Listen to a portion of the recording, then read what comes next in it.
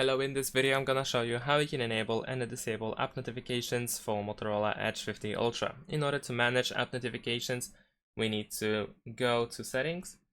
In the settings, go to notifications. There we go. And over here at the top we have app notifications.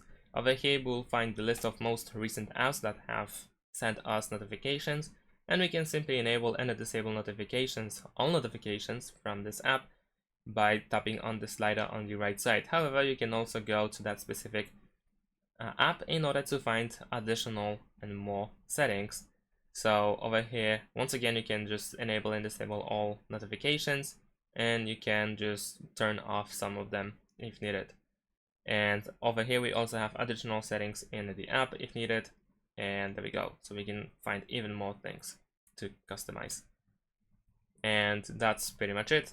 Thanks for watching, leave a like and subscribe to my channel, and see you in my next videos. Bye!